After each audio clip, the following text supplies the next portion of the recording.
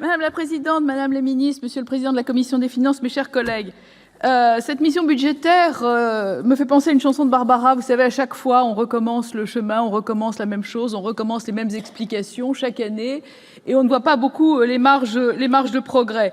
Le rapport que vous avez dressé est accablant: superposition des structures, cacophonie, doublons, inconséquences.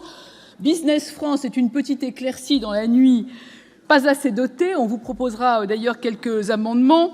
Et au milieu de ce constat, Madame le ministre, je voudrais plaider, puisque vous arrivez dans cette maison, pour la diplomatie parlementaire économique et la coopération décentralisée.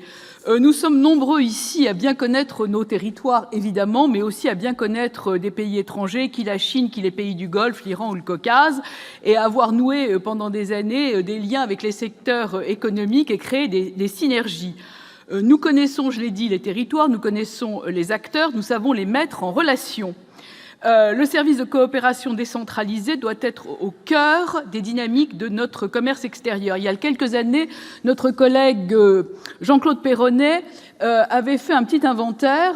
Il y avait 8 régions représentées au Sénat qui entretenaient, dans la parfaite imperméabilité et la parfaite ignorance de ce que faisaient les uns des autres, des coopérations avec la Chine, sans évidemment jamais échanger ni avoir de retour d'expérience. Je voudrais vous citer plusieurs exemples, et notamment la coopération entre Lyon et Dubaï. Et Elisabeth Lamure connaît bien cette coopération, elle y a d'ailleurs beaucoup participé.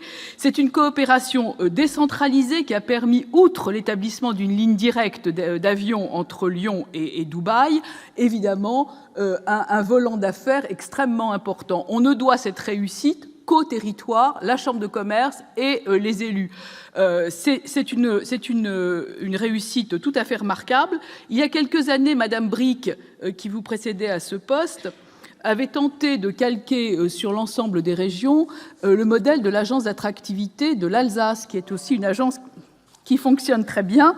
Malheureusement, elle n'est pas arrivée au bout de cette mission. C'est quand même dommage qu'on ne puisse pas dupliquer les opérations qui marchent au lieu de toujours réinventer l'eau chaude. Madame la ministre, je me suis amusée à dresser un état des lieux des outils au profit des collectivités territoriales pour asseoir leur coopération. Alors, les autorités étatiques, bien sûr, la Commission nationale de coopération décentralisée, qui a 3 missions: collecter les informations, les centraliser. Alors, les centraliser, ça nous est un peu indifférent. Ce qu'il faut, c'est les diffuser et pas les centraliser. C'est exactement le contraire de ce qu'il faut faire. Ensuite, le délégué pour l'action extérieure des collectivités locales, bien suivi évidemment d'une délégation pour l'action extérieure des collectivités locales, suivi d'une mission opérationnelle transfrontalière qui a 3 missions. Le dialogue avec les autorités nationales et européennes, je ne sais pas à qui elle parle, en tous les cas, on n'a pas de rapport. Veiller aux intérêts des territoires transfrontaliers, aider les porteurs de projets, première nouvelle. Mettre en réseau des acteurs d'expérience. Le dernier rapport date de 2008. Ce serait quand même intéressant de savoir ce qu'ils ont fait en 10 ans. Ce serait pas mal d'avoir une évaluation. Ensuite viennent les instances de concertation politique de coopération régionale pour l'outre-mer, dont ça, je ne m'en mêlerai pas, nos collègues de l'outre-mer pourront non dire.